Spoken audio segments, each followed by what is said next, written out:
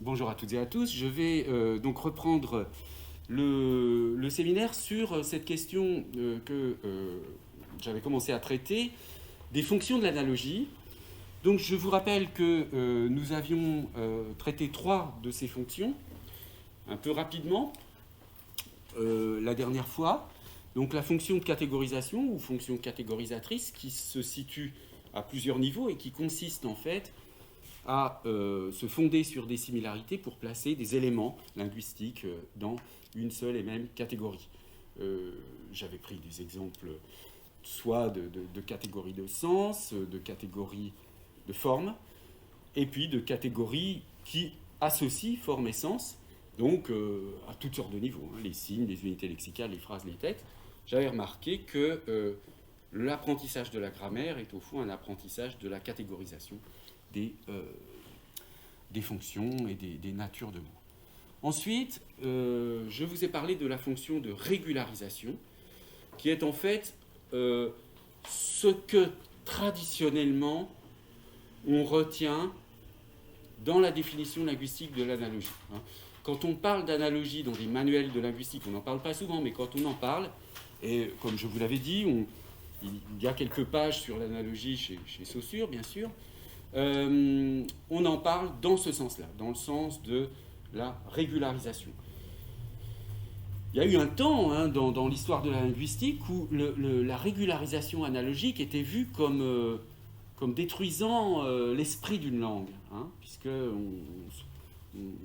ça n'est pas la langue qui évolue en quelque sorte naturellement par usure phonétique, phonologique, par usure phonétique dans une certaine direction, mais une sorte de modèle se crée, et bon, il y a des analogies, et aujourd'hui, il va de soi que le rôle de l'analogie dans les langues n'est plus du tout vu comme quelque chose qui est une dégradation des langues. Alors,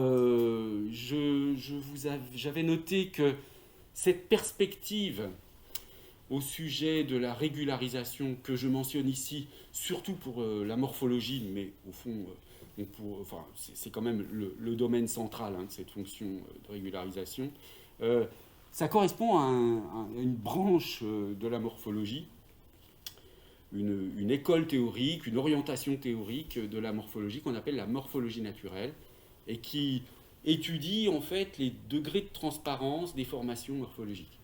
Je vous en reparlerai plus tard, plus en détail. Ça me prendrait trop de temps ici. Alors, je vous avais enfin parlé de la fonction iconique, sur laquelle on a beaucoup travaillé l'année dernière, en fait en parlant donc du symbolisme phonétique. J'avais beaucoup orienté le séminaire l'année dernière sur le symbolisme phonétique.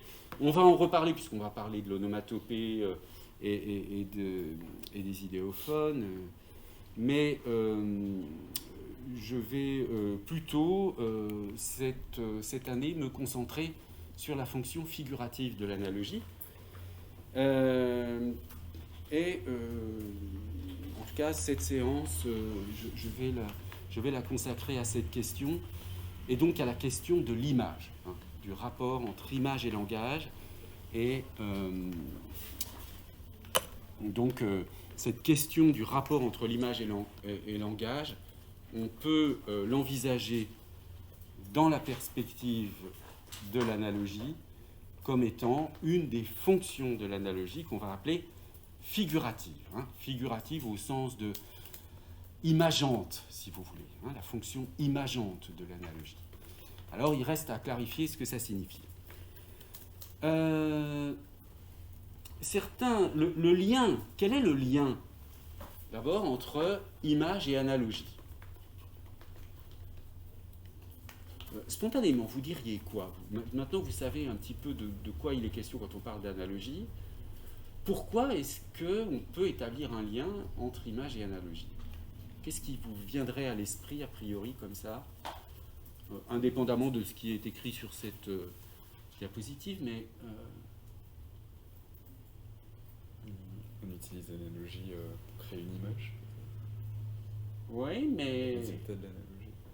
Comment ça? Je veux dire, comment... Par exemple, les images surréalistes en littérature, Ouais. on va avoir recours à la métaphore. Voilà, la métaphore. Hein. On pense, la métaphore, si on part de l'idée que la métaphore, et ça c'est, j'ai dû le dire à un moment donné forcément, que la métaphore est quand même fondée sur une analogie. Quand on parle d'image en linguistique, on pense quand même en premier lieu à la métaphore. Donc il y a déjà ce lien un peu établi quand même entre image, métaphore, et donc métaphore, analogie. D'où le rapport entre image et analogie. Alors, certains auteurs, au départ, c'est un auteur qui s'appelle Stephen Ullman, qui a fait un très bon article sur la question de l'image littéraire, justement, et disait, et l'expression a été reprise par Le Guern dans un livre dont peut-être je vous reparlerai, Sémantique de la métaphore et de la métonymie, un très bon livre, mais qui date un peu, mais qui reste un livre de très grande subtilité que j'aime beaucoup. Donc, l'image est définie comme l'expression linguistique d'une analogie. Vous voyez, dans cette définition, on a, disons, dans cette façon de présenter les choses, l'image est carrément définie comme le versant linguistique d'une analogie, l'expression linguistique d'une analogie. Bon, alors, mais ça mérite d'être creusé. Alors, ce qu'on peut remarquer, mais j'y reviendrai tout à l'heure, ça ce sont des sortes de pistes de réflexion que je vous donne en préambule ou en introduction, c'est que il y a une dimension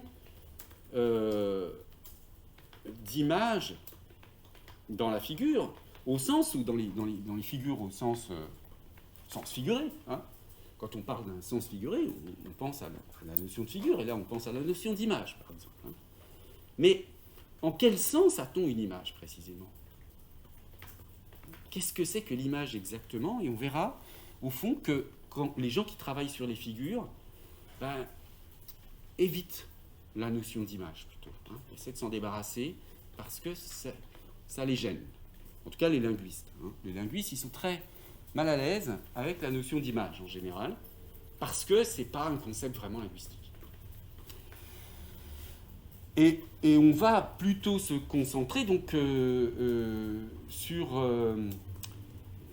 des choses comme l'hypotypose, enfin, c'est-à-dire le fait qu'on ait des descriptions avec un potentiel visuel, alors que ce qu'il y a de visuel dans la métaphore n'est pas nécessairement appréhendé de manière précise. Bon, une des raisons qui fait qu'on a quelque chose qui échappe dans l'image, c'est que l'image, cette dimension d'image, elle ne fait pas partie, elle n'est pas insertée dans l'énoncé, elle ne fait pas partie du contenu sémantique ou conceptuel de l'énoncé. Par exemple, vous prenez ce fameux vers de John Donne, « Aucun homme n'est une île hein, », qui signifie que, en gros, hein, aucun homme n'est complètement isolé, on est tous reliés à des êtres, à des choses, etc. Mais il y a bien une négation là. On dit « aucun homme n'est une île ». Mais la négation ne nie absolument pas l'image. L'image d'un homme comme une île est totalement maintenue. Elle n'est pas du tout affectée par la négation. On nie une image, on ne peut pas nier une image, en fait. Linguistiquement, tout au moins. Et puis figurativement, je ne sais pas. Mais en tout cas, ce qui est clair, c'est que l'image linguistique, la métaphore, elle échappe à la dimension vériconditionnelle de l'énoncé. Hein. Quand on nie l'énoncé, on ne peut jamais attraper la métaphore dans la négation. Bon. Et puis ensuite, il y aura évidemment une notion à faire intervenir, qui est la notion d'imageabilité, qui vient de la psychologie cognitive, dont je vous parlerai tout à l'heure. Bon. L'idée que la métaphore est quelque chose, est un lien avec la vision, est très ancienne. Hein. C'est déjà l'idée d'Aristote, bien faire les métaphores, c'est voir le semblable. Quelqu'un qui sait faire des métaphores, c'est qu'il voit des choses peut-être que d'autres ne voient pas. Ce lien donc entre la vision et entre voir et métaphoriser est un lien, encore une fois, qui est évident, qui est clair depuis Aristote, mais en même temps, n'empêche que la dimension de vision de la métaphore, en quel sens, qu'est-ce que ça signifie voir, eh bien ça reste un petit peu incertain. Alors, on va s'intéresser au concept linguistique d'image, c'est-à-dire savoir qu'est-ce que ça signifie, qu'est-ce que ça peut signifier, image, en linguistique. Bon. On peut partir d'une distinction assez facile, quand même très facile à percevoir, entre les expressions imagées et les expressions non imagées. Une expression comme « couper les ponts » est parfaitement équivalente. Couper les ponts, je suppose, je ne sais pas si les étudiantes étrangères et les étudiants étrangers comprennent bien l'expression, couper les ponts avec quelqu'un, ça veut dire, c'est équivalent à cesser toute relation avec quelqu'un. J'étais ami avec quelqu'un et je ne le vois plus du tout, je ne veux plus le voir, j'ai coupé les ponts avec lui. D'accord ? Bon, alors, il est évident, en tout cas pour des francophones natifs, je ne sais pas pour des étudiants qui apprennent le français si c'est la même chose, mais pour des francophones natifs, il est évident que couper les ponts est imagé et cesser toute relation ne l'est pas. Est-ce que vous sentez la même chose, vous, Oui, hein, même si vous avez appris le français tardivement. Bon. Est-ce qu'en chinois, on a l'équivalent entre des expressions imagées et des expressions pas imagées ? Oui ? D'accord. On dit le pont d'amitié. Pardon ? On dit on a un pont d'amitié, c'est-à-dire on établit de connexion. Ah, un pont d'amitié, d'accord. Un pont d'amitié, on a un pont d'amitié, d'accord. D'accord, c'est la même métaphore. Très bien, donc là on a une expression imagée. Ces expressions imagées, on les trouve, vous voyez, dans des expressions très ordinaires, comme couper les ponts. Mais on les trouve aussi dans la poésie.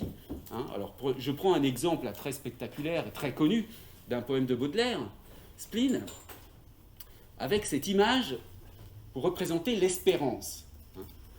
L'espérance, comme une chauve-souris, s'en va battant les murs de son aile timide et se cognant la tête à des plafonds pourris.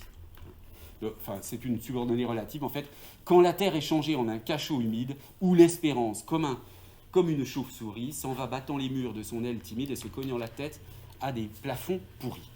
Donc là, il y a quand même une image très nette, hein, l'espérance. Donc là, on est dans le cadre du spleen, avec quelque chose comme une profonde mélancolie, donc où l'espérance, elle n'existe plus, hein, il n'y a plus d'espoir, plus d'espérance, et donc on a cette image d'une chauve-souris dans une grotte, dans un cachot humide, qui se cogne la tête au mur. Donc il y a quelque chose évidemment de très inventif dans cette image par rapport à couper les ponts.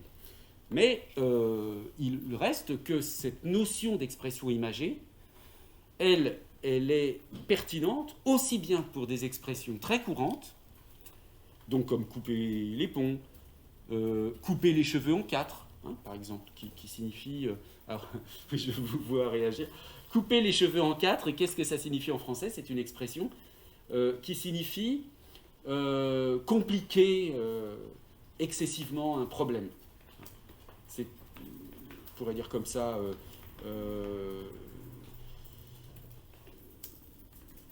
chercher des détails totalement inutiles pour essayer de résoudre une question. On va dire on coupe les cheveux en quatre. Bon. Alors manifestement, cette expression, il n'y a pas tellement d'équivalent au chinois, si je comprends bien. Si Mais on utilise plutôt le poil pour remplacer le cheveu. Le quoi Le poil. Le poil. Ah, couper les poils. Oui, bon, ça revient au même. Très bien. Alors, il y a donc ce qu'on peut remarquer également sur ces expressions imagées, c'est qu'il y a une sorte d'évidence de l'image, c'est-à-dire que ce que je veux dire par là, en parlant d'une évidence de l'image, c'est que on n'apprend pas à l'école couper les ponts, ça c'est imagé. Cesser toute relation, ça n'est pas imagé. C'est un sentiment spontané. Hein. C'est pour cette raison que je parle d'une dimension épilinguistique. Tout locuteur d'une langue est capable d'apprécier spontanément le caractère imagé ou non imagé d'une expression. Ça ne résulte pas d'un apprentissage. Comme, je ne sais pas, un apprentissage en grammaire, de savoir reconnaître, est-ce que cette expression, est-ce que ce segment de phrase, par exemple, c'est un sujet ou un complément d'objet direct. Bon, ça, il faut l'apprendre, d'accord ? Mais savoir si une expression est imagée ou pas imagée, c'est un savoir totalement spontané, d'accord ? Il reste que, quand on y réfléchit bien, c'est très étrange, cette affaire. Comment se fait-il que des sons, le langage, ce sont des sons. Comment se fait-il que du langage puisse être perçu comme de l'image ? Quand je dis couper les ponts, j'utilise des mots. Et par rapport à cesser toute relation, j'utilise aussi des mots. Mais bon, vous allez me dire, il y a peut-être quelque chose de concret. Mais qu'est-ce que c'est de plus concret dans couper les ponts ? Mais précisément, qu'est-ce qu'on veut dire par ressentir que quelque chose est imagé ? Pourquoi est-ce qu'on ressent certaines expressions comme imagées et d'autres non ? Donc, notre objectif ici, ça va être d'essayer de comprendre en quoi des entités linguistiques peuvent être perçues comme imagées. Alors, ou perçues comme des images. Hein. Ce lien donc entre langage et image. Alors, c'est un sujet qui a été très peu traité. Du point de vue de la bibliographie, je peux juste vous mentionner... Alors, je mentionnais tout à l'heure le texte de Ullmann, Stephen Ullmann, hein, qui a paru, vous voyez, c'est un texte assez ancien, paru en 1960 dans une revue littérature, hein, sur l'image littéraire. J'y reviendrai parce qu'il donne des exemples intéressants. Mais le seul qui ait vraiment traité un sujet analogue à celui que je traite maintenant avec vous, c'est Marc Bonhomme, en 2007, dans un article paru dans les actes du 14e Congrès international de linguistique et de philologie romane, Sémantique de la métaphore et imagerie. Et vous voyez, il écrit, page 17 de cet article, malgré son caractère manifeste, cette dimension imageante de la métaphore, donc dimension imageante de la métaphore, c'est-à-dire le fait qu'on puisse considérer qu'on voit une image ou qu'on est dans une situation comme si on était tout d'un coup confronté non plus à des mots mais à des images. Eh bien, cette dimension imageante de la métaphore est peu étudiée par les sémanticiens, sans doute en raison de son statut linguistique discutable et des problèmes de théorisation qu'elle pose. Bon, je suis tout à fait d'accord avec lui, ça pose toutes sortes de problèmes. Mais justement, ce n'est pas une raison pour éviter le sujet. Alors, je disais tout à l'heure que ce caractère d'image est évident. Bon, ça n'est peut-être pas aussi évident que cela. Je vous donne ici 4 exemples pris dans une base de données qui s'appelle Europress. Alors, si vous ne connaissez pas, je vous la mentionne, c'est une base de données très pratique qui peut être d'ailleurs explorée avec des moyens externes à la base de données, et à laquelle vous avez accès gratuitement via l'ENT de Sorbonne Université. Europress. Et vous avez toute la presse française et même, je me demande, européenne, depuis très longtemps, je ne me souviens plus exactement quand, mais ça vous permet d'explorer des phénomènes linguistiques sur la longue durée, même parfois dans des quotidiens, donc avec un nombre d'occurrences très élevé. C'est vraiment un très très bon corpus. Bon. Là, j'ai pris 4 exemples, hein, pas au hasard, mais des exemples qui m'arrangeaient bien. Alors, premier exemple, responsable de la boutique Manon Desvilles, au cœur de la galerie commerciale d'Auchan Poitiers Sud, Christine Chollet, en ce lundi matin, emprunte à son grand-fils une expression imagée. Donc là, le journaliste considère que ce qui va suivre est une expression imagée. Je suis vénère. Donc, c'est la presse locale, la Nouvelle République du Centre-Ouest. Alors, est-ce que vous diriez, je suis vénère, que c'est une expression imagée? Pas évident. En tout cas, si on veut prendre imagé au sérieux, est-ce qu'on voit une image là? Je suis vénère. Pas tellement plus que si on avait dit je suis énervé, on ne dirait pas qu'il y a une expression imagée. On ne voit pas pourquoi il y aurait plus d'images dans je suis vénère que de je suis énervé. Donc là, c'est quand même un peu curieux. Ensuite, deuxième exemple, le Nouveau Magazine littéraire, Nietzsche emploie ainsi l'expression imagée volonté de puissance. Alors, pourquoi c'est imagé volonté de puissance? Quand même des noms assez abstraits, volonté, puissance. Tout à l'heure, on disait couper les ponts. C'est quand même concret, donc peut-être que c'est une piste pour savoir ce que signifie imager par rapport à cesser toute relation.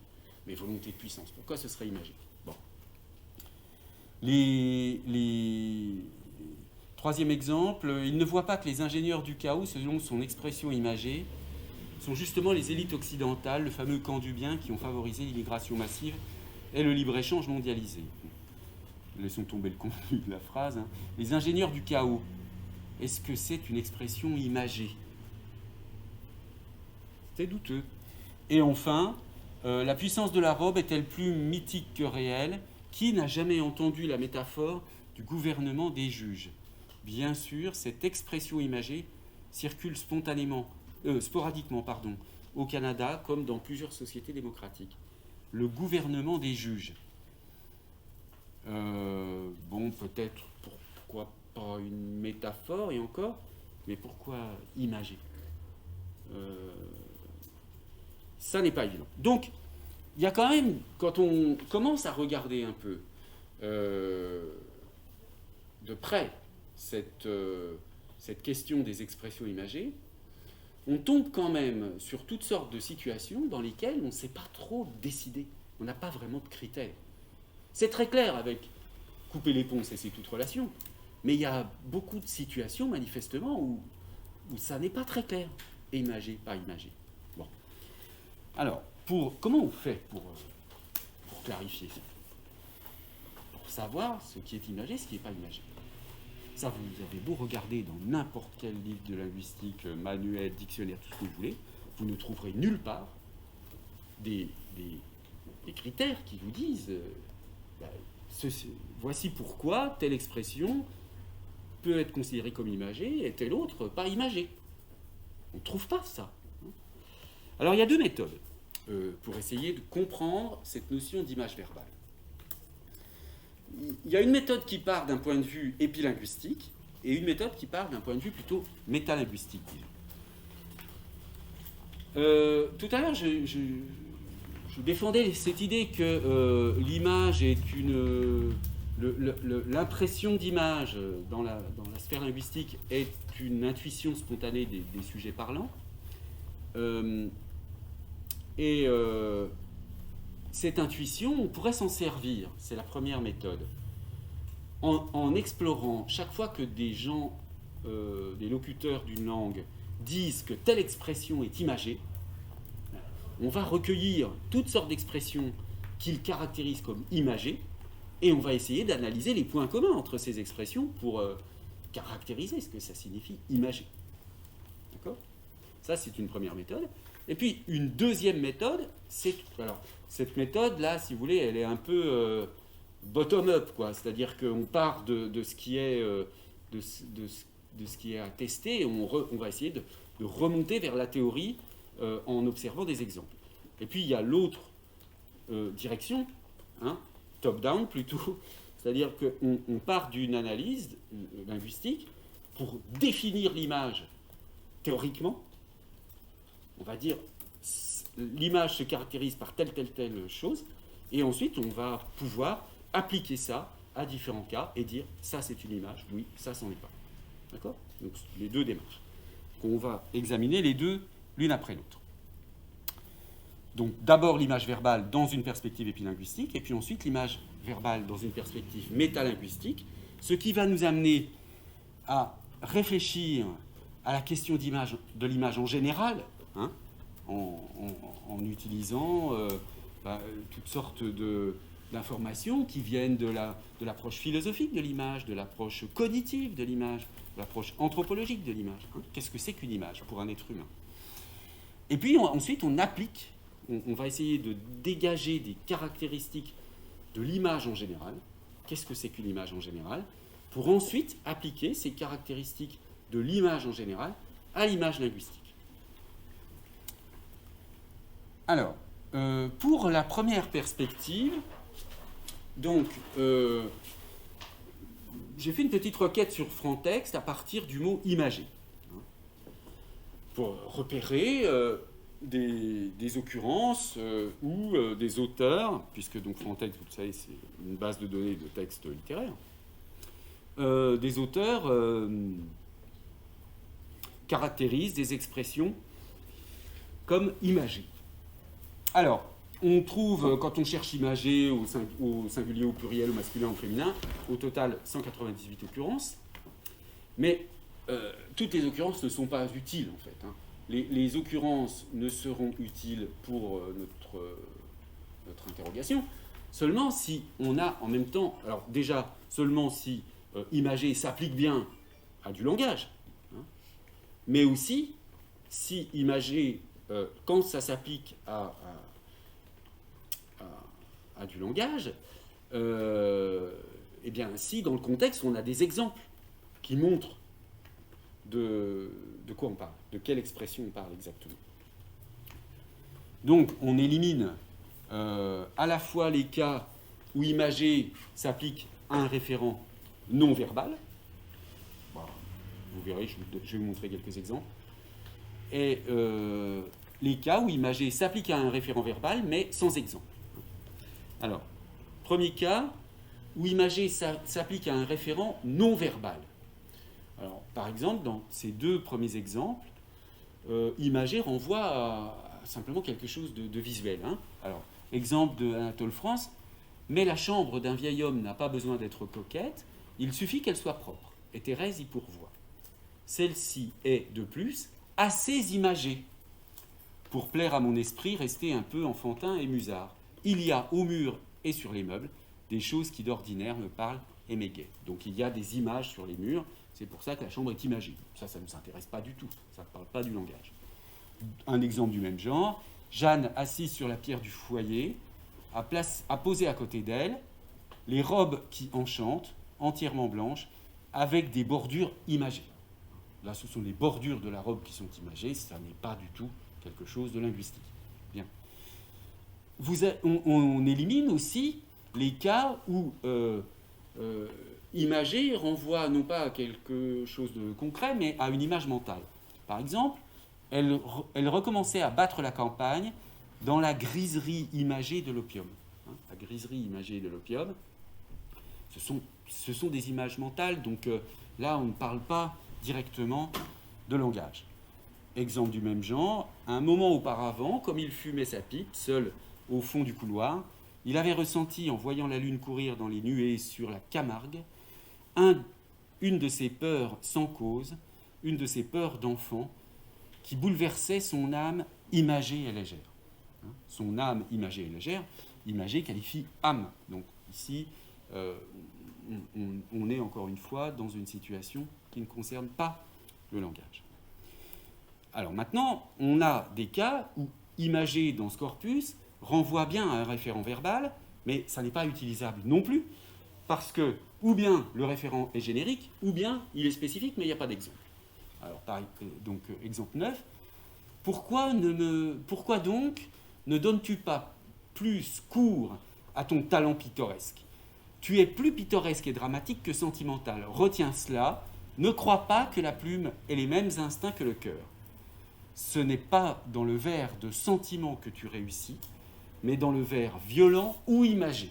Hein, le vers violent ou imagé, en général, comme toutes les natures méridionales. C'est la correspondance de Flaubert. Deuxième exemple du même genre, vous appartenez beaucoup plus à la littérature idée qu'à la littérature imagée. Vous tenez en ceci au XVIIIe siècle par l'observation à la Chamfort et à l'esprit de Rivarol par la petite phrase coupée. Citation de Balzac. Bon. Donc, c'est intéressant d'ailleurs cette opposition-là entre l'idée et l'image, hein, la littérature idée et la littérature imagée. Mais bref, ici, ces exemples de l'imagé, ces occurrences de l'imagé ne sont pas exploitables parce que elles sont trop génériques. Hein. Elles renvoient à des choses qui sont langagières, mais on n'a pas d'exemple. Même chose dans les exemples, enfin, même chose. On ne peut pas non plus utiliser les exemples de type 11 et 12 parce que il s'agit bien d'expressions de personnages spécifiques, mais on n'a pas d'exemple de ces expressions. Et dans 11, il ne discute pas, il énonce sa pensée dans un langage imagé autant que juste, et ses idées fortement appuyées sur les faits matériels triomphent par leur seule évidence. Bon, ici, on a bien un personnage particulier qui a un langage imagé, mais on n'a pas d'exemplaire de ce langage imagé. De même, dans l'exemple des Goncourt, 12, et ce vilain prince à l'âme basse n'est pas seulement beau, il a la séduction de la parole et du geste, il a l'expression imagée, pittoresque, peinte de la langue italienne. Bon, voilà, la langue italienne est imagée, ce personnage parle d'une manière imagée, mais on n'a pas d'exemple. Bien. Alors, j'ai pris le temps de vous montrer ces exemples qui ne servent à rien pour vous expliquer que c'est comme ça qu'il faut faire quand vous avez un corpus. Quand on a un corpus et qu'on cherche à montrer quelque chose à partir d'un corpus, il faut nettoyer le corpus en enlevant tout ce qui ne nous sert pas et en disant, voilà, je ne vais pas retenir tel type d'exemple pour telle raison. Et ensuite, on va dire, voilà, dans mon corpus, eh bien, il reste un certain nombre d'occurrences.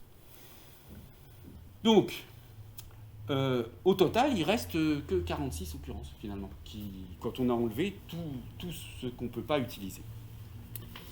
Alors, on ne va pas regarder en détail toutes ces occurrences, bien sûr, mais simplement, je vais vous faire part d'un certain nombre de constatations qu'on peut faire en examinant ces cas.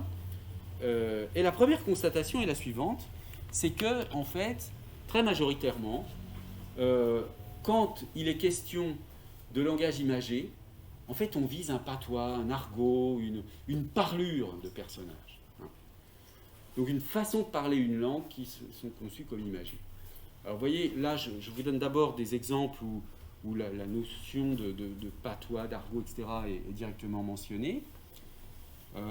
Exemple de Daudet, et alors, une longue histoire racontée dans le patois languedocien imagé et brutal, et qui ne fait grâce ni d'une phrase ni d'une syllabe, du temps où il était allé s'enrôler dans les verdets du duc d'Angoulême, un grand général, un saint, etc. Bon. Le patois languedocien imagé et brutal. Donc voilà, ce qui est perçu comme imagé, c'est un patois. De même ici, deuxième exemple de Daudet, un patois amusant, chantant et imagé. Et il faudra essayer de comprendre pourquoi le patois est perçu comme imagé. Pour l'instant, c'est pas très clair, parce que on ne voit pas pourquoi il y aurait plus d'images dans le patois que dans le langage standard, disons. Dans une langue, enfin disons dans des variations plus dominantes des langues. Même chose ici avec le terme argot. Hein, dans un exemple de Simonin, deux de ses compagnons trimballent un accent les rendant presque incompréhensibles, bon parce que les personnages, je l'ai ajouté en crochet, là, sont italiens, en dépit de leur réel désir de fraterniser. Le troisième, Matteo, supplée à une certaine indigence de vocabulaire en usant d'un argot fort imagé. C'est avec lui que je me sentirais le plus d'affinité. Même chose dans les exemples 16-17. Comme tous les anciens tirailleurs, il parlait ce français pittoresque et imagé, que nous appelions forififon, n'est-ce pas? Donc on verra tout à l'heure, je vous montrerai un exemple de ce français d'Afrique. Et puis, dernier exemple, l'argot très imagé des officiants. Bon. Donc, vous voyez, dans beaucoup de cas, la moitié, hein, presque, 20 sur 46, on parle de langage imagé pour parler d'un patois, d'un argot, d'une façon particulière de parler. Alors, voyons plus concrètement quelles sont les illustrations qui sont données. Parce que là, du coup, on va entrer dans la complexité un peu des choses et se rendre compte que les choses ne sont pas si faciles que ça. Donc, voici le genre d'illustrations qui sont données, le genre d'exemples d'expression argotique ou de patois perçue comme imagée. Donc, premier exemple d'Audet, le temps, c'est bien là-dessus que Tom Lewis comptait pour retrouver enfin quelle coopération fructueuse, ce qu'il appelait un grand coup dans l'argot imagé de la Bohème d'Argent. Un grand coup pour quelqu'un qui une opération, vous voyez, une opération fructueuse, un grand coup.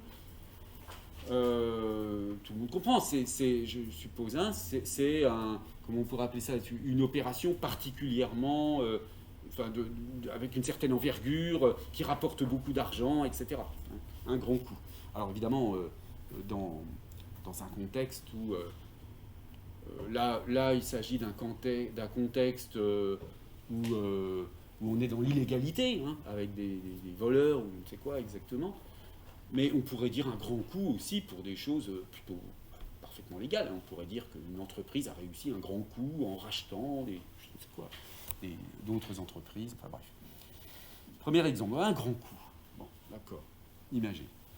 Deuxième exemple, Colette. Je ne sais pas vous parler, pauvre Dufferin-Chautel. J'hésite entre mon langage à moi, un peu brusque, qui ne daigne pas toujours finir les phrases, mais chérit la précision d'un terme technique. Mon langage d'ex-bas bleu. Et donc j'hésite entre ça, mon langage, et l'idiome veule et vif, grossier, imagé, qu'on apprend au music hall, émaillé de tu parles, de ta gueule, je les mets, très peu pour moi. À force d'hésiter, je choisis le silence. Ah oui, là, le S a bizarrement resté séparé du reste du mot.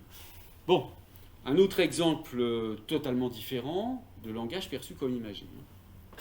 Mais encore une fois, dans quelque chose qui est perçu comme un argot professionnel. Partout, les plaignants semblant réciter une leçon bien apprise faisaient la même déposition, à l'exception du village de Toigny, où un ex-adjudant des tirailleurs. Donc là, on est dans un exemple, l'exemple 20, qui est un exemple de français d'Afrique. Le langage imagé des tirailleurs, les tirailleurs sénégalais. Et alors là, bon, ma commandant, ici dans tout pays de nous, les Samos Mathias, personne y comptant, pas Chicanté ou Hermé y faire chef, lui voleur beaucoup, lui arracher ma femme et la marier à son bouvier. Bon, là, moi je ne comprends pas ce que ça signifie, c'est vraiment très compliqué. Il faut avoir, c'est très distant, cette variante du français est très distante du français standard, donc on ne comprend pas, mais c'est perçu comme imagé.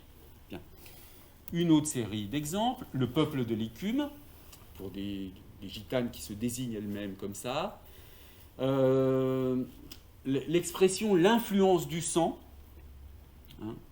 qui est une expression présentée ici comme opposée à l'influence du sol. Et cette expression, l'influence du sang, est indiquée comme étant imagée par opposition à l'influence du sol. Alors, il n'y aurait pas d'image dans l'influence du sol, enfin, c'est pas explicite, mais quand même, la phrase est la suivante. Quant à l'influence du sol, quand, virgule, à l'influence du sol, les racistes ajoutent l'influence du sang, c'est-à-dire que dans leur langage imagé, rapide, populaire, ils considèrent comme l'essentiel de l'anthropologie somatique, nous retrouvons, c'est-à-dire de ce que, voilà, l'influence du sang, c'est-à-dire de ce que, dans leur langage imagé, rapide, populaire, ils considèrent comme l'essentiel de l'anthropologie somatique, de l'anthropologie du corps, disons, nous retrouvons la voie vers le totalitarisme, loin de la sincérité et de la solidité de la science et des véritables études ethniques. Donc, alors peut-être que là j'ai relevé uniquement l'influence du sang, mais finalement, dans cette phrase, peut-être que ça inclut l'influence du sol aussi. L'influence du sol, l'influence du sang. Langage imagé des racistes. Un service bidon, pour parler d'un service inefficace, qui ne fonctionne pas. Et puis, voilà, le dernier exemple qui vient de Prévert, Autrefois, à peine hier, le paysan, entre guillemets, arriéré, disait dans son langage imagé, il n'a pas la conscience tranquille. Aujourd'hui, seule la conscience malheureuse a le droit de citer, le droit de se citer, le droit de s'éciter. Bon. Conscience heureuse, pas question. Il s'agit pour ces messieurs de questionner, de juger, d'instrumenter. Il n'a pas la conscience tranquille. Est-ce que vous le percevez comme imagé, hein? C'est pas évident. Bon, en tout cas, ce sont les illustrations qui sont données pour tout ce langage, disons, imagé, de paysans, etc. Alors, il y a un cas particulier qui est assez remarquable, c'est le rapport entre l'imagé et l'oriental. Hein. C'est-à-dire que on associe jusqu'au début du XXe, milieu XXe, enfin c'est surtout quelque chose qui caractérise l'orientalisme au XIXe siècle, mais enfin ça poursuit. On associe l'imagé à l'oriental, le persan. Donc 3 exemples ici, le 4e est un peu à part, mais voilà. Premier exemple, numéro 25. Et quoi, me direz-vous, quelle absurde passion vous retenez encore au milieu de ces barbares? Que ne quittiez-vous l'oasis? Mohamed m'en suppliait tous les jours. Viens, me disait-il dans son langage imagé, viens oublier au milieu des gens de ma tribu les tristes habitants de Nezout, pardon. Là, il n'y a rien d'imagé pour l'instant. Hein. Viens oublier au milieu des gens de ma tribu les tristes habitants de Ben Nezout. Le pays où a souffert ton orgueil, quitte-le, quand même ces murailles seraient bâties avec des rubis. Voilà. C'est là que l'expression imagée apparaît. Et certes, ce n'était pas de rubis qu'était bâtie la nouvelle Ben Nezout. Donc, le pays où a souffert ton orgueil, quitte-le, quand même ces murailles seraient bâties avec des rubis. Voilà, là on comprend bien le caractère imagé, mais vous voyez que c'est lié dans un texte à une présence d'un personnage appartenant à l'univers oriental. De même, ici, à la fin du repas, d'Israéli, violant consciemment l'étiquette, se leva et proposa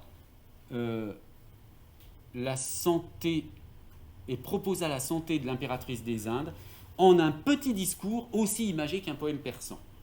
Petit discours aussi imagé qu'un poème persan.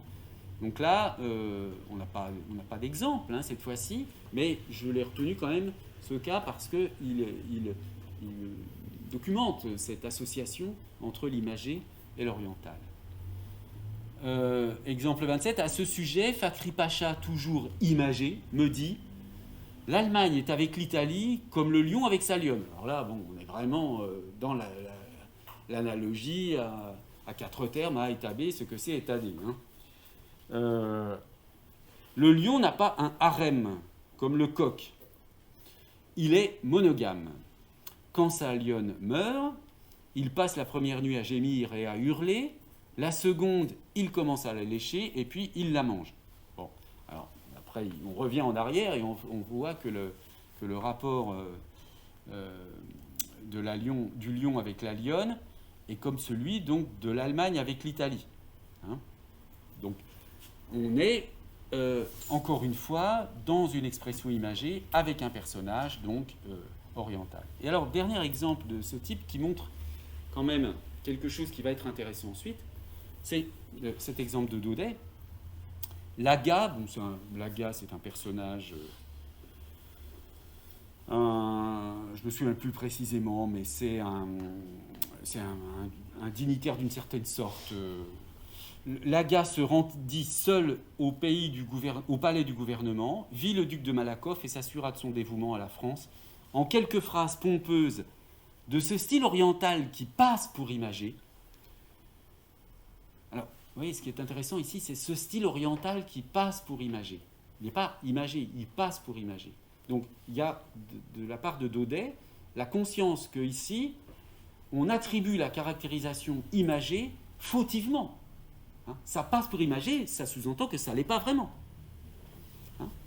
Ce langage oriental ce style oriental qui passe pour imagé, parce que depuis 3000 ans, tous les jeunes hommes y sont comparés à des palmiers, toutes les femmes à des gazelles. Alors, c'est curieux parce que On va se dire, oui, si on compare les hommes à des palmiers, les femmes à des gazelles, oui, c'est ça qu'on appelle imager. Ben non, ça passe pour imager. Pourquoi? Ben parce que, en fait, le parallèle devient stéréotypé. Et c'est ça que perçoit Daudet.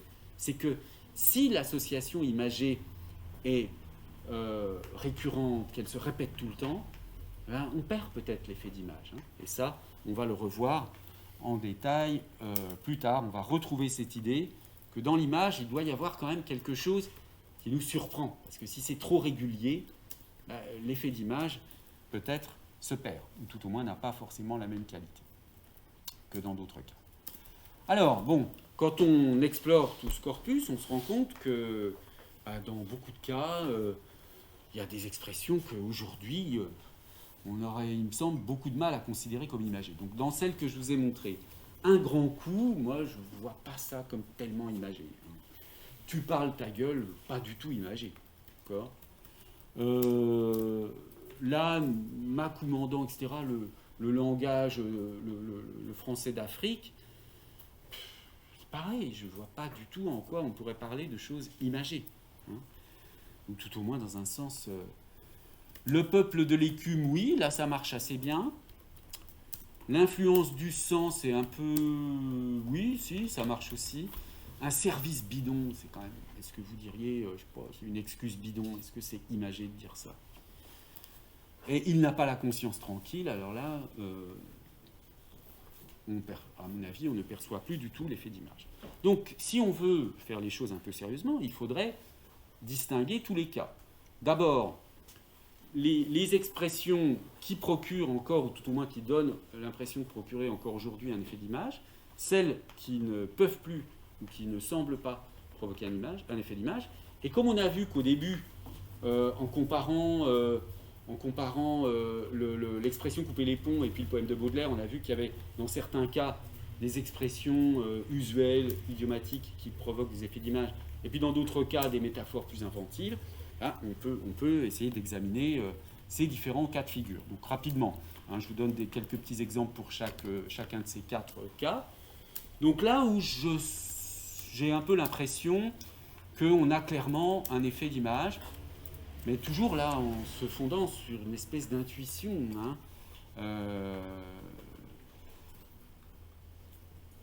montrer les dents.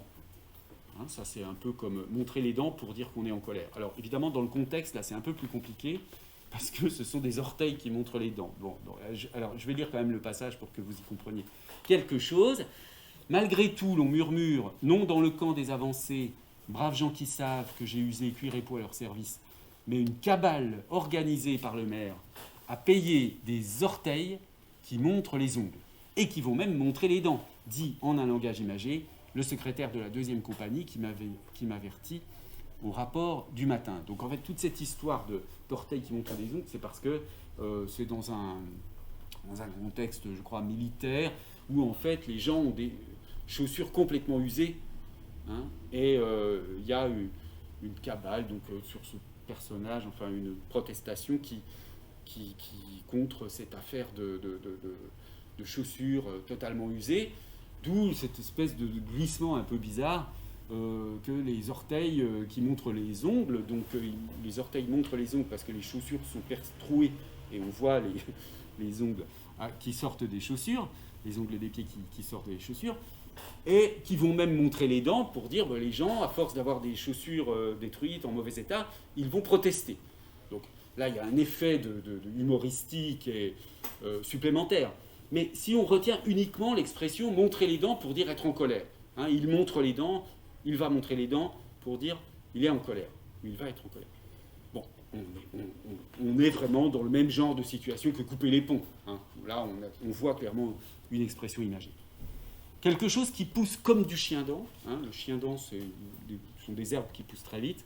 Là aussi, c'est clairement imagé. Alors ici, on a un exemple carrément de proverbe.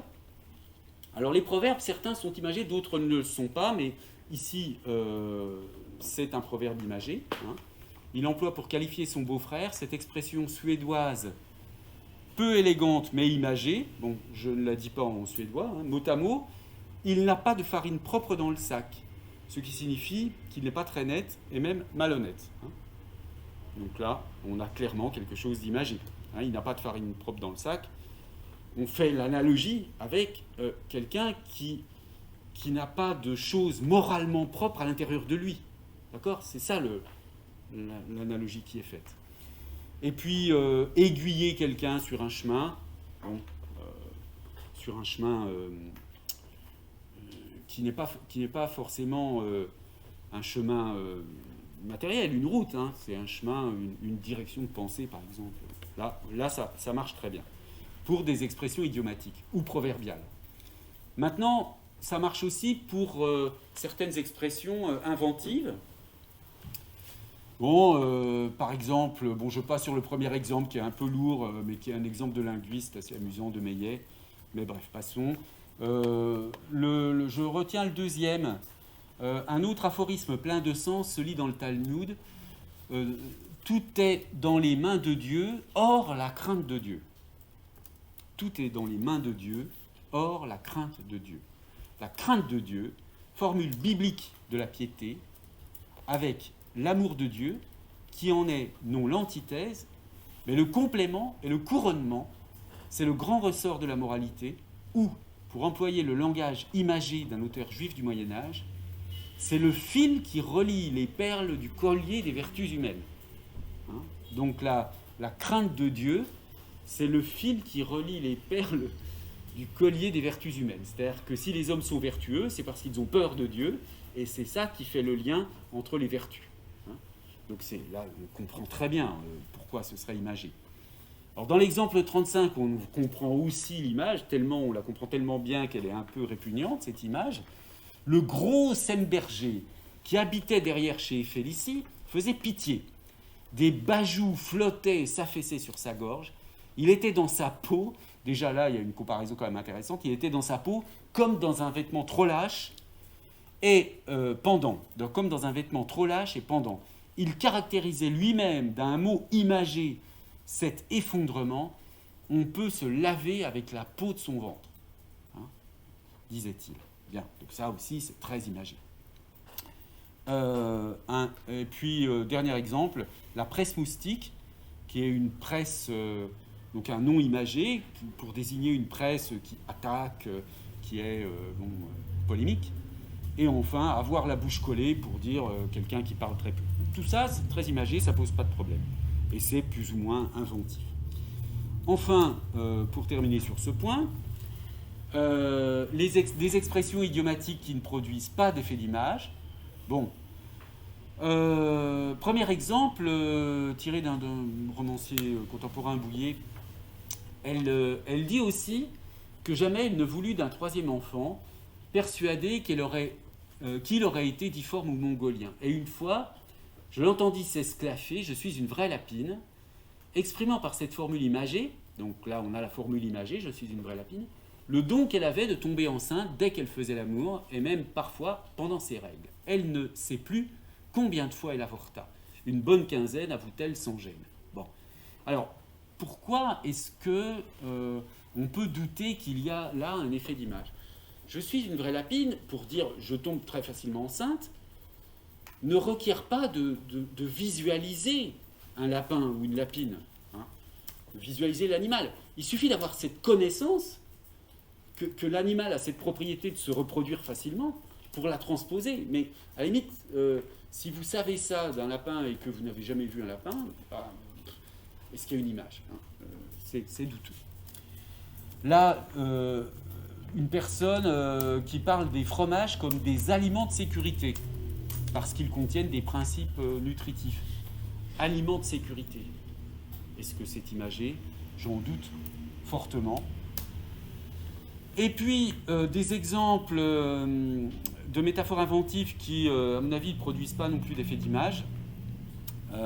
Jour après jour, un polype né de sa chair va s'engraisser. Alors ça, c'est un texte contre le texte contre le texte de Simone de Beauvoir. Donc quelqu'un qui attaque, si vous voulez, la position féministe de Beauvoir, qui décrit donc que, au fond, enfin, qui essaye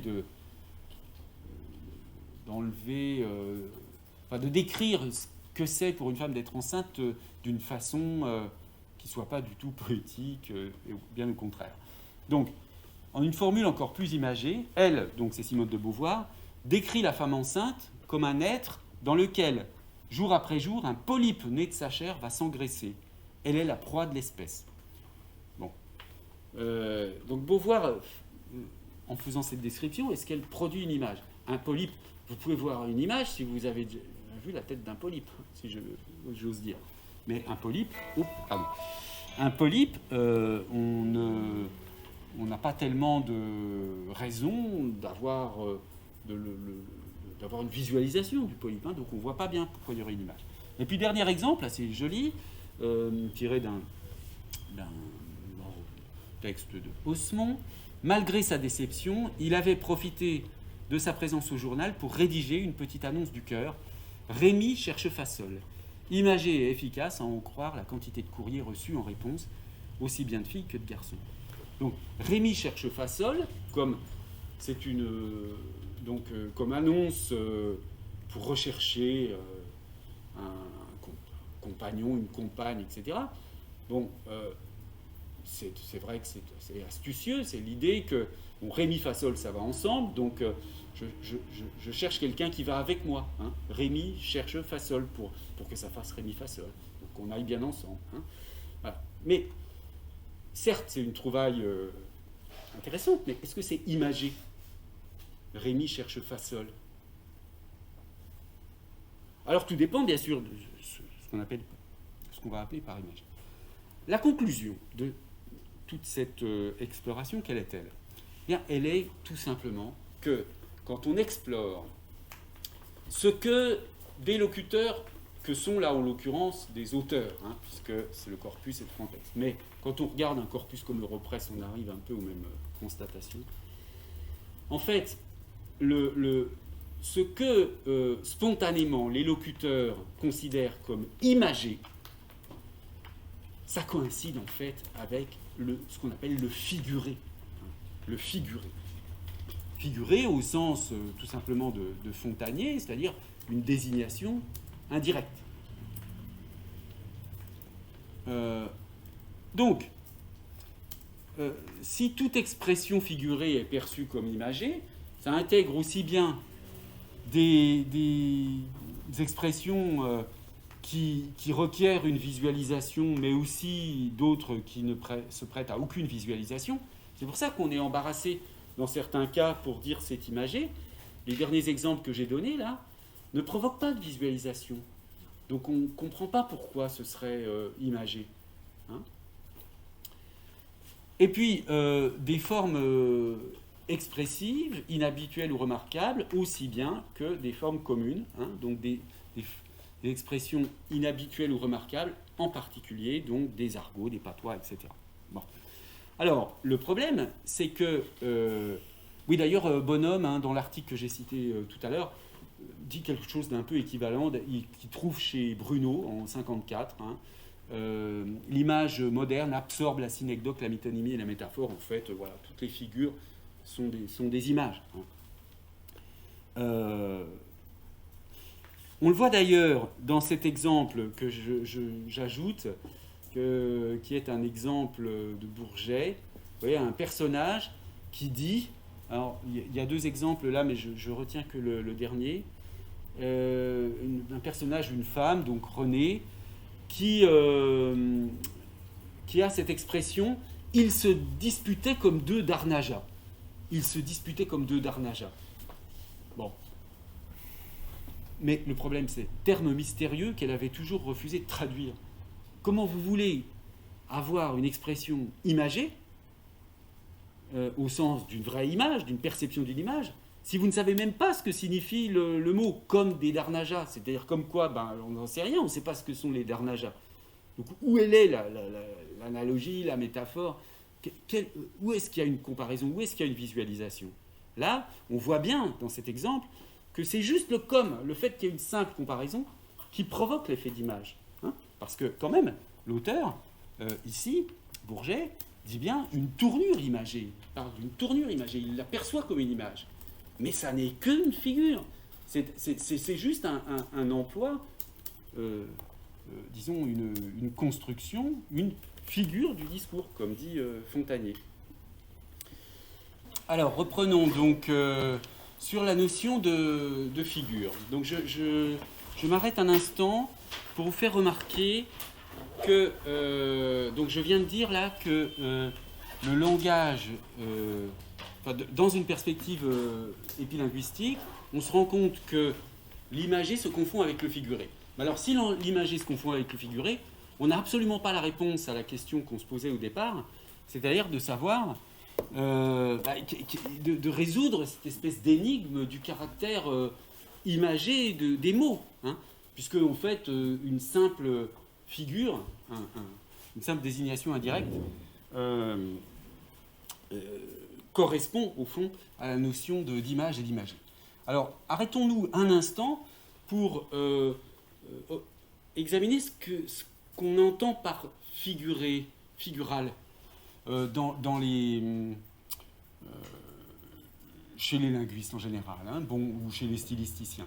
Par exemple, ici, chez Molinier, Mazalera-Molinier, dans le vocabulaire de stylistique, voici comment le langage figuré est délimité.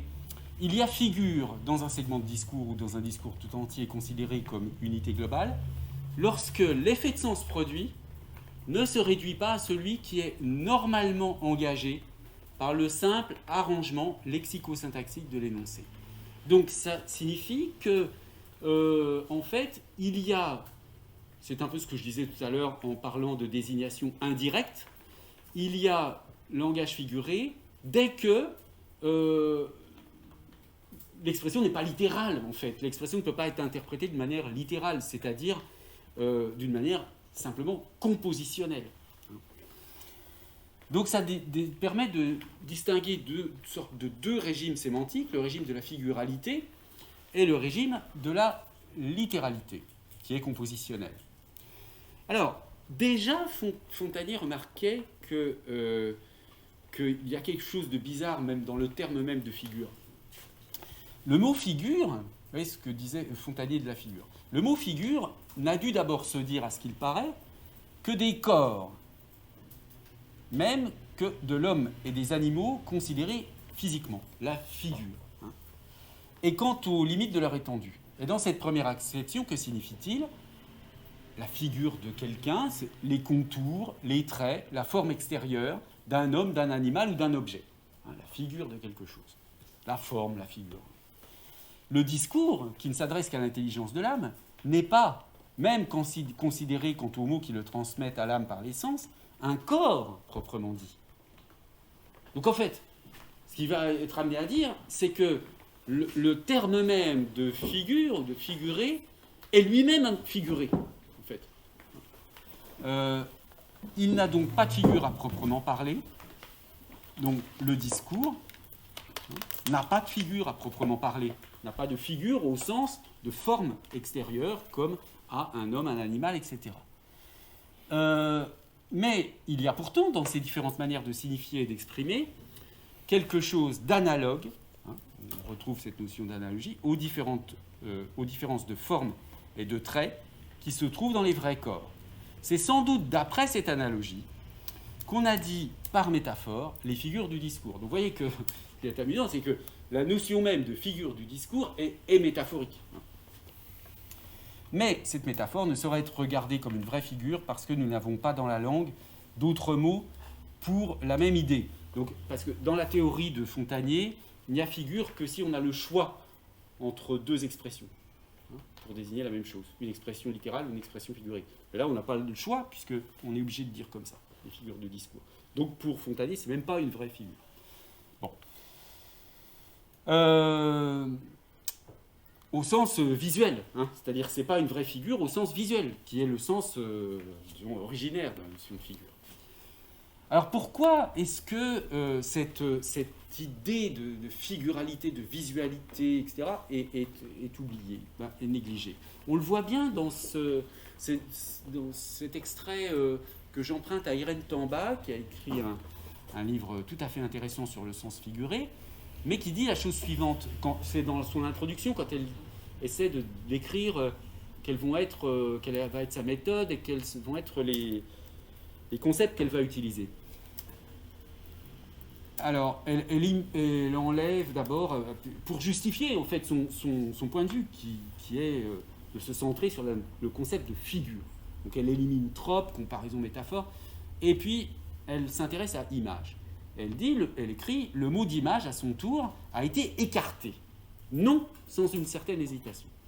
À un moment séduite par cette appellation qui marquait le rapport existant entre le mode d'expression figurée et l'imagination. Alors ça, on ne va pas parler encore, mais il y a quand même un lien image-imagination, mais enfin bon, un lien qui est quand même, pour nous, pas forcément très très intéressant, mais dont il faudra tenir compte à un moment donné.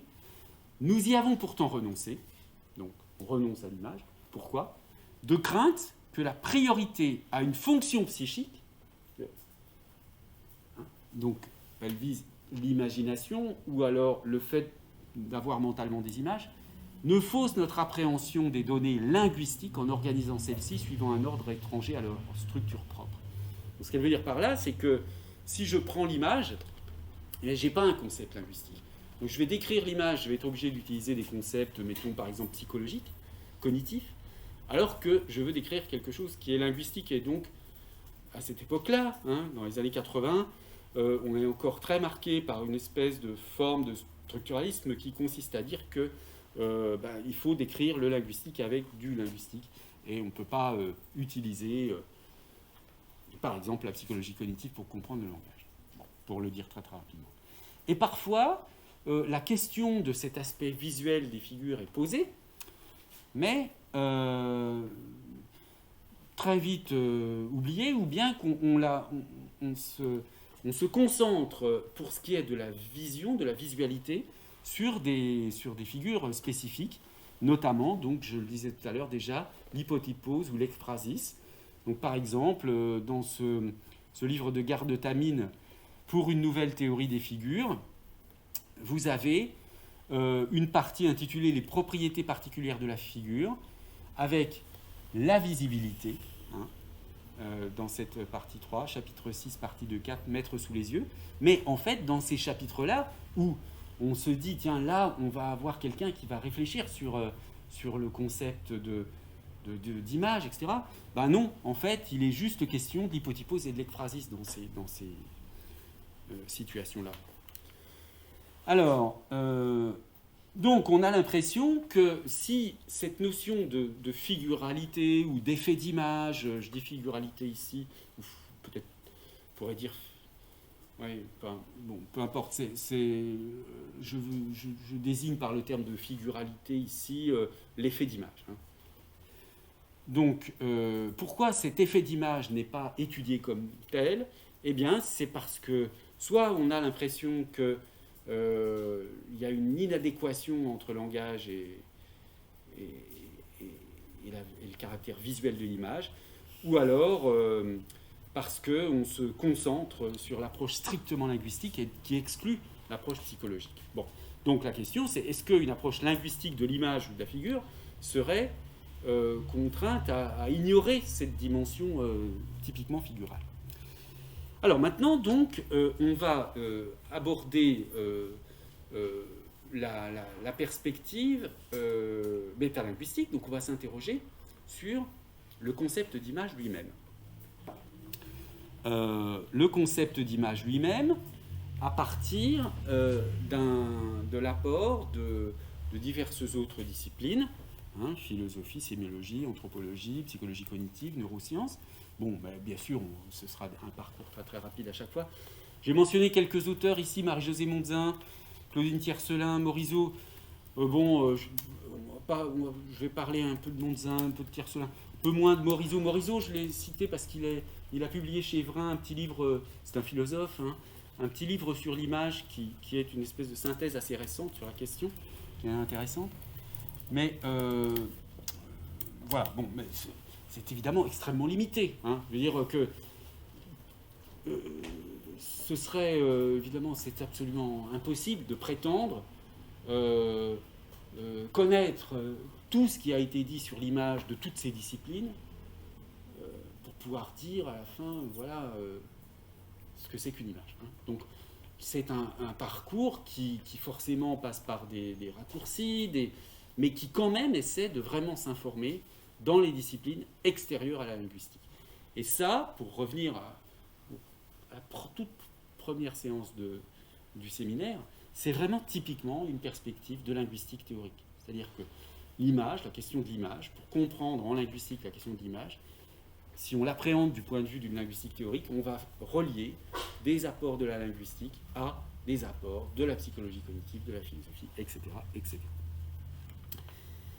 Alors, bon, il y a un premier préalable, d'abord, c'est que quand on vous dit image, forcément, vous pensez à une image au sens image visuelle bidimensionnelle. Vous pensez à l'image, par exemple une affiche, voilà, c'est une image. D'accord ? Alors, la première chose, c'est qu'il faut dissocier le concept d'image du concept de visibilité au sens voir avec les yeux. Il faut essayer de réfléchir, est-ce qu'il n'y a pas... est-ce qu'une image... Est-ce que ce qu'on appelle image, c'est forcément quelque chose qui se voit avec les yeux? Ça vous paraît peut-être bizarre comme interrogation, mais c'est tout simplement parce que si on dit qu'il y a des images dans une métaphore, mais on ne voit rien avec les yeux dans la métaphore. On entend un mot, on entend une expression. Donc on a besoin d'un concept d'image qui ne soit pas arraisonné à la visibilité, qui ne soit pas forcément quelque chose de visible. Au sens de la visibilité d'une chose, d'un livre. Voilà, il y a un dictionnaire sur cette table, je le vois avec mes yeux. Ça, bon. Mais vous voyez, il y a un autre présupposé dans l'image, au sens ordinaire du terme. Le dictionnaire, si je le vois, je ne vais pas dire que je vois une image. Je vais dire je vois une chose, un objet, un livre, hein, pas une image. Donc, il faut clarifier un petit peu tout ça. Alors, il y a un premier argument pour dissocier l'image du visible, qui est un argument classique, phénoménologique. En fait, voir une image, c'est pas du tout comme voir une chose. Une image, c'est pas une chose. Quand vous voyez un tableau, c'est pas la chose matérielle que vous voyez, mais c'est ce qui est représenté, en fait. C'est ce que dit très bien ici Merleau-Ponty. Je serais bien en peine de dire où est le tableau que je regarde, car je ne le regarde pas comme une chose, je ne le fixe pas en son lieu. Le tableau, la chose, c'est du bois qui entoure, qui est un cadre, c'est un certain papier ou une toile, etc., qui a des taches dessus, mais ce n'est pas cette chose qui vous intéresse. C'est l'image, ce n'est pas la chose en elle-même. C'est pour ça d'ailleurs que cette image peut être reproduite, etc., en restant la même image. D'accord ? Donc au plan phénoménologique, l'image, c'est pas elle n'est pas un résultat de la vision au sens optique du terme. L'image, elle n'est pas vue comme une chose. Elle est vue comme une image, c'est-à-dire comme quelque chose qui a besoin d'un support en quelque sorte physique, mais qui ne se réduit pas au support physique. Oui ? Et cela me fait penser à l'image dadaïsme, ce n'est pas une pipe. Ah oui, l'image de Magritte, ce n'est pas une pipe. Oui, alors là, oui, c'est tout à fait ça. Parce que dans l'image, j'aurais pu donner cet exemple, hein, vous avez tout à fait raison. Une des façons d'interpréter ce tableau, ceci n'est pas une pipe, c'est que, oui, le tableau de Magritte où on voit une pipe, c'est pas une pipe, c'est une image de pipe. Donc ce qu'on voit, c'est une image de pipe. Bon. Alors, deuxième argument, sur lequel je reviendrai de manière un peu plus précise, c'est l'argument neurophysiologique, c'est-à-dire l'existence de l'imagerie mentale. C'est-à-dire que vous pouvez très bien voir des choses dans votre esprit sans les voir en réalité avec vos yeux. Hein. Bien sûr, il y a les cas auxquels on va s'intéresser d'images mentales qui sont stockées dans la mémoire. Hein. Mais il y a même, paraît-il, des cas où on peut avoir un stimulus, disons une sensation visuelle, sans avoir jamais eu le stimulus visuel correspondant. Par exemple, des aveugles de naissance disent avoir des sensations visuelles. Et on peut montrer que les aires visuelles, associatives ou primaires, peuvent très bien être activées, donc ces aires qui vont produire un effet d'image, sans qu'il y ait des activations qui viennent des yeux, hein, donc du système visuel périphérique. Les représentations mentales, classiquement, ça c'est ce qu'on appelle la théorie du double codage. Le langage serait codé de manière symbolique et les images mentales d'une manière analogique. Là, ça rejoint encore ce rapport entre l'image et l'analogie. Donc en gros, le traitement cognitif du langage n'est pas fait de la même façon que le traitement cognitif des images. Alors du point de vue, un troisième argument, du point de vue philosophique, maintenant, à partir de l'apport de Marie-Josée Mondzin. Donc Marie-Josée Mondzin, c'est une philosophe spécialiste au départ de Byzance, de l'histoire, comment dire, elle a beaucoup travaillé sur la question des icônes et de la querelle, des images, la querelle entre les iconophiles et les iconoclastes, etc. Bref, elle s'est ensuite spécialisée. C'est vraiment une des philosophes françaises qui a le plus travaillé spécifiquement sur la question de l'image. Je mentionne ici plusieurs livres. Vous voyez les sources byzantines de l'imaginaire, la image icône économie, en 96, qui travaille spécifiquement sur les sources byzantines de la question de l'image. L'image peut-elle tuer? Le commerce des regards, homo spectator. Bien. Alors, quelle est donc son idée? Comme dans le cas de la phénoménologie, mais pour un peu d'autres raisons complémentaires, elle va distinguer aussi l'image du visible ou du figurable. Pourquoi? Alors, voici une première citation. Si j'appelle imagerie l'ensemble multiforme des manifestations douées de figurabilité dans la réalité externe ou pour le sens interne, alors ce qui mérite le nom d'image pour un regard, ça c'est extrêmement important, image pour un regard, se distingue de cette imagerie et entretient une relation spécifique avec toute réalité objective et subjective. Ce qui s'adresse au regard n'est pas ce qui se donne à la vision. Donc vous voyez qu'elle fait une différence ici entre ce qu'elle appelle l'imagerie ou le visible en général, qui est vu, hein, qui est visible, c'est-à-dire qu'on peut voir, et puis ce qu'on regarde. Hein. Ce qu'on regarde, c'est-à-dire, elle écrit ici ce qui s'adresse au regard, c'est-à-dire ce qui va requérir un regard, construire un regard, autrement dit, une certaine façon de regarder. Il n'y a pas d'image s'il n'y a pas une certaine façon de regarder. Donc ce n'est pas juste voir, c'est une certaine façon de regarder. Donc on va voir ça de manière plus précise. Deuxième aspect, l'image a une dimension qui n'est pas seulement sensible, mais également, disons, intellectuelle ou intelligible. Voici ce qu'elle écrit, et ça rejoint un petit peu cette idée qu'on a vue tout à l'heure avec Aucun homme n'est uni, là, hein, que l'image est une espèce de la pensée, présente en toute figure sensible, et digne de porter son nom, donc ce nom d'image, à condition de marquer cette figure du saut de la pulsation entre ce qui apparaît et ce qui disparaît. Elle est la modalité spécifique de la présence par laquelle se manifeste l'absence de tout objet. Donc ici, il y a un jeu un peu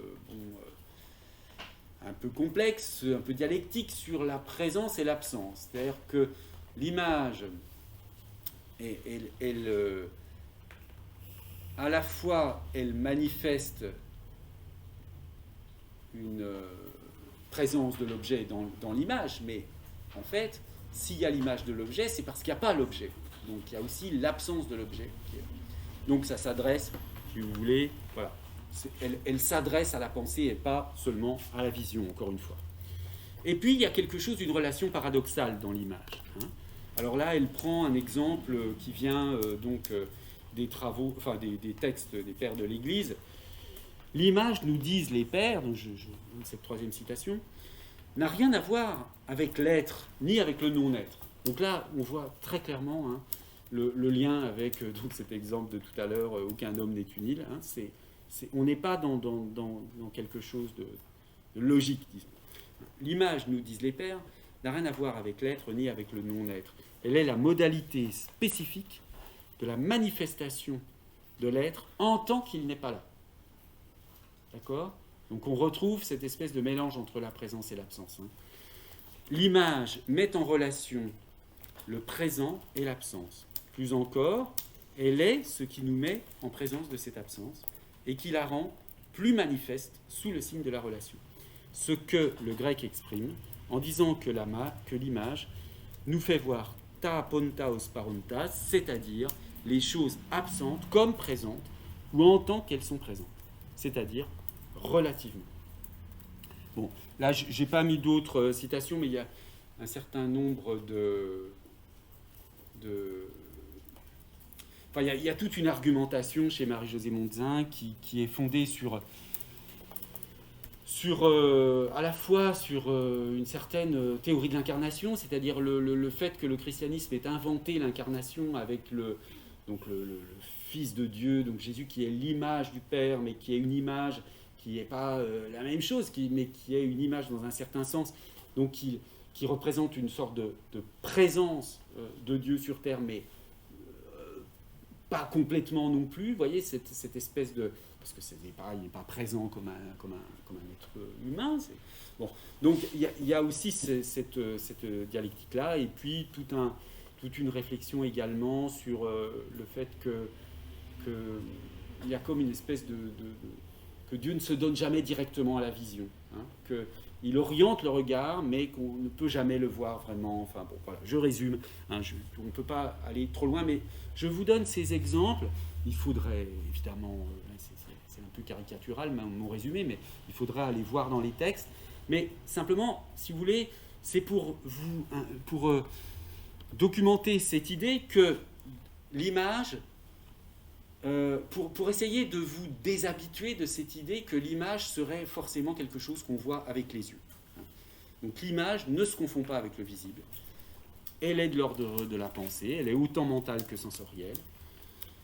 Elle échappe au plan vériconditionnel, et puis elle est une relation qui manifeste la présence d'une absence. Donc il y a quelque chose là, dans ces deux dernières caractéristiques, qui rejoint ce qu'on disait tout à l'heure sur le fait que l'image échappe à la vériconditionnalité.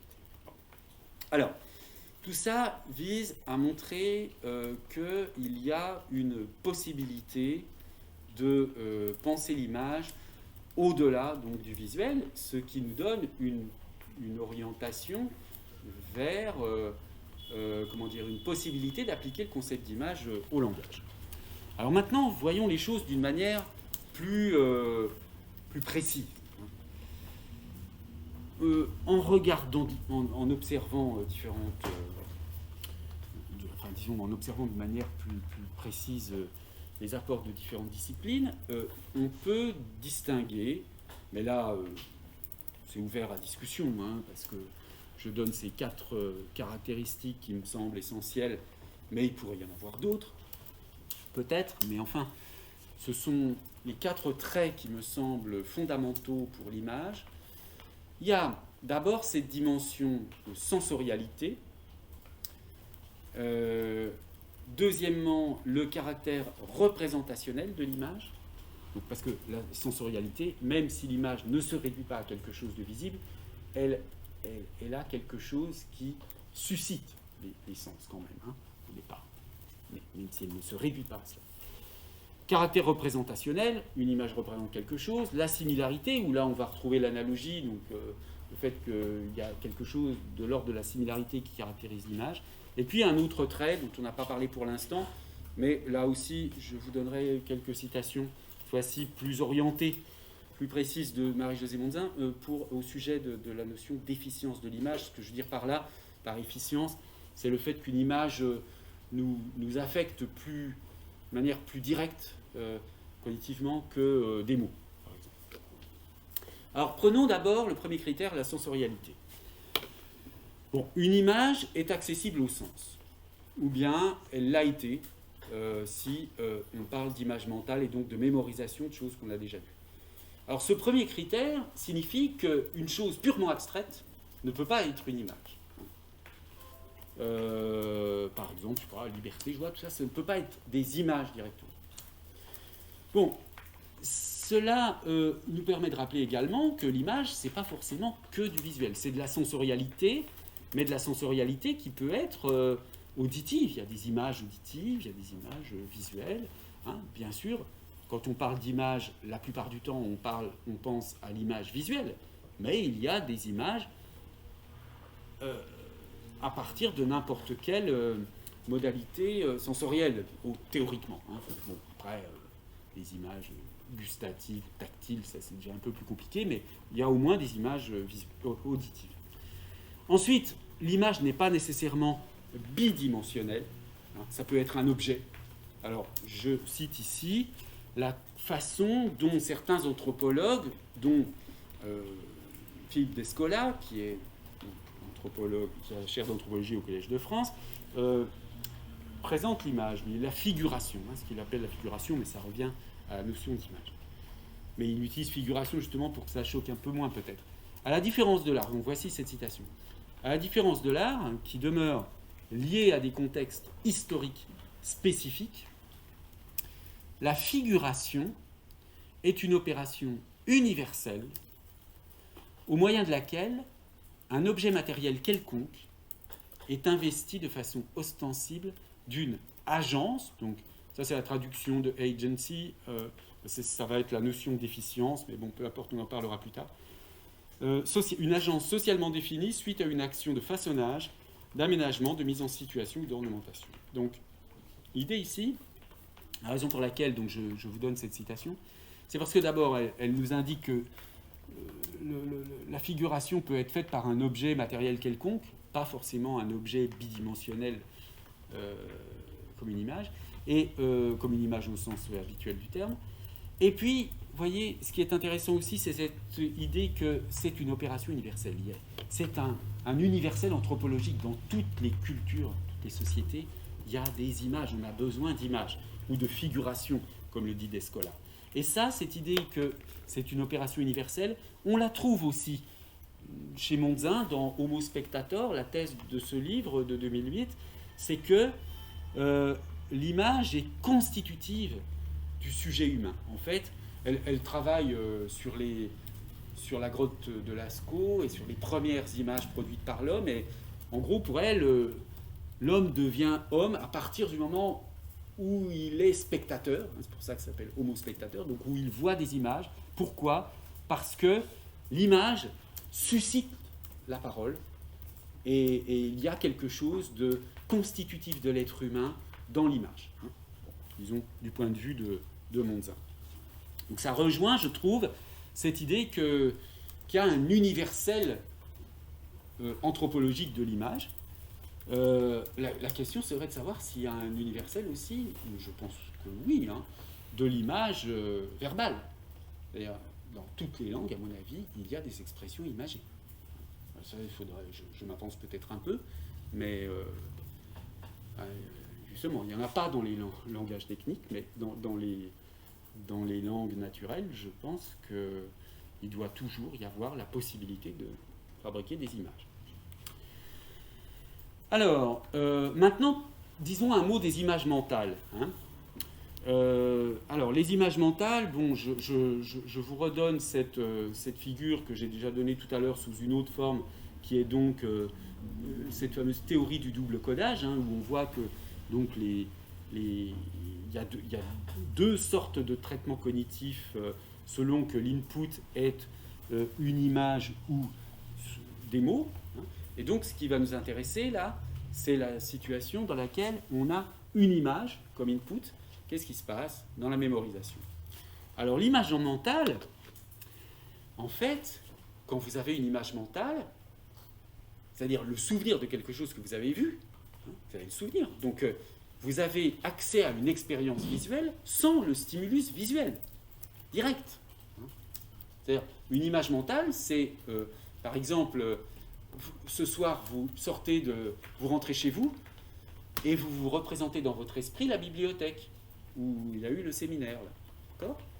Donc, dans votre esprit, vous verrez la table un peu allongée, l'écran au bout, la fenêtre derrière l'écran, éventuellement les escaliers, le balcon.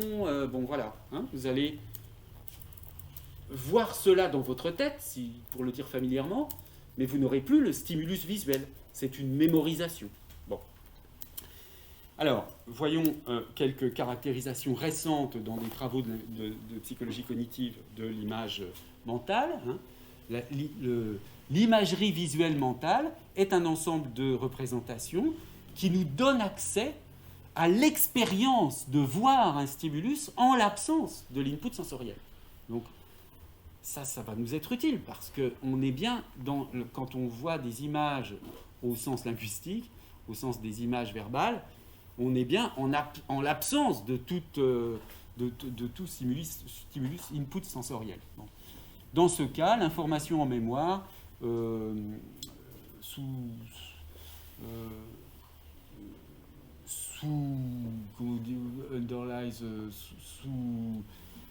sous-tend les événements internes qui produisent cette expérience. Bon. Deuxième exemple de Pearson 2015, on utilise le terme imagerie mentale pour désigner des représentations et l'expérience qui les accompagne d'une information sensorielle sans stimulus externe direct. De telles représentations sont rappelées de la mémoire et conduisent à réexpérimenter une version de ce stimulus original ou une nouvelle combinaison de stimuli. Notez que toute l'imagerie mentale, que l'imagerie mentale n'est pas nécessairement volontaire. Des événements extérieurs ou internes peuvent déclencher une image mentale, etc. Et puis ici, une précision, l'imagerie mentale peut clairement impliquer tous les sens. Hein. Donc il y a aussi de l'image mentale pour les images auditives, etc.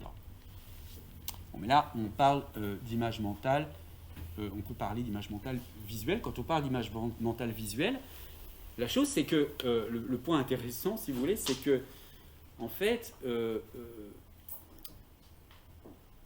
quand vous avez la mémoire, enfin, quand vous avez en mémoire une image d'une situation, par exemple, donc je disais la bibliothèque ici, il ne s'agit pas d'une image stockée dans votre esprit que vous pourriez explorer en regardant les détails. C'est une image très approximative, enfin, plus ou moins approximative. Vous ne pouvez pas, par exemple, en sortant de cette pièce, si je vous dis combien il y a de rangées de bibliothèques, ici par exemple, hein, on voit qu'il y a 4 piliers là, qui soutiennent... mais vous ne pouvez pas, en sortant, inspecter l'image mentale de la bibliothèque et compter le nombre de piliers. Compter, par exemple, vous souvenir combien il y avait de personnes autour de la table et les compter dans votre esprit parce que vous auriez cette image mentale. Donc ce n'est pas une photographie d'une situation que vous avez dans votre esprit. Et en fait, il y a, selon les personnes, des capacités plus ou moins grandes de mémorisation visuelle et donc une qualité de l'image mentale plus ou moins grande. Et il y a même des gens qui souffrent d'aphantasie, ce qu'on appelle, ce sont des découvertes assez récentes, hein, là c'est un article de 2017. L'aphantasie, c'est des gens qui sont même incapables de décrire une image mentale. Hein, par exemple, donc quand on demande à des gens d'imaginer le visage d'un ami proche ou de...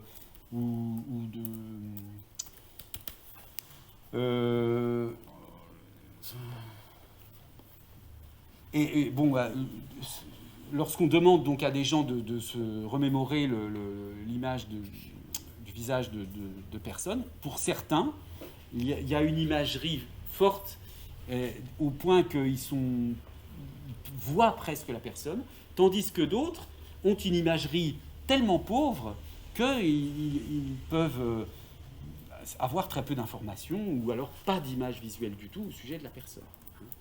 Donc ça, c'est mesuré d'ailleurs par un indicateur qu'on appelle le VVIQ, qui est le Vividness of Visual Imagery Questionnaire. Donc ça se mesure, hein, votre qualité, votre niveau d'image mentale, et ça n'est pas quelque chose, si vous voulez, voilà, c'est pas une photographie que vous avez dans la tête. Bon, donc on aboutit à l'idée que certaines expressions linguistiques déclenchent des images mentales, et ce serait à partir de là, je veux dire, le caractère un peu énigmatique, là il commence à s'effacer, parce que si certaines expressions linguistiques déclenchent des images mentales, on commence à comprendre pourquoi on peut avoir l'impression de voir une image. Par exemple, quand je dis cesser toute relation, cesser et relation ne peuvent pas tellement déclencher des images mentales. Ce sont des termes trop abstraits. Par contre, couper les ponts, là, je peux avoir, je vois le geste de couper, je vois des ponts. Bon, on peut imaginer qu'on ait dans ce cas-là une image mentale qui soit déclenchée par l'expression imagée. Hein ? Mais il reste que si je prends couper les ponts, pourquoi couper d'abord ? Couper les ponts. Alors, vous voyez, vous avez une première illustration là qui indique des ciseaux avec plusieurs ponts et on coupe les ponts. Et c'est très bizarre cette image. Parce que des ponts, on peut détruire des ponts, mais les couper, c'est extrêmement étrange. Hein. Bon. Et puis, pourquoi les ponts ? Je veux dire, quand on cesse toute relation avec... On pourrait très bien dire couper le pont. À ce moment-là, il n'y a pas besoin d'en avoir 36. Il suffit de couper la relation, couper le pont. Bon. Donc, dans certaines langues, d'ailleurs, on dit brûler les ponts entre les personnes. Pourquoi j'attire votre attention sur ce point ? Eh bien, tout simplement parce que ce caractère que j'ai décrit tout à l'heure comme approximatif de l'image mentale mémorisée, on la retrouve au fond dans ces expressions idiomatiques.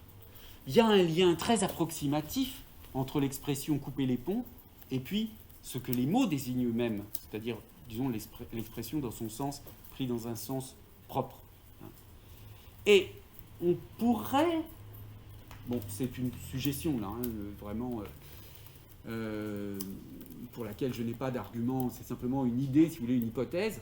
On pourrait supposer que un des déterminants de l'effet d'image avec des expressions comme celle-ci, couper les ponts, vient précisément du fait que l'expression est inadéquate à la réalité qu'elle désigne, elle est approximative, parce que quand je coupe les ponts, je détruis un pont, à la limite, qui est la relation. Donc même l'image elle-même qui est produite, c'est une image approximative.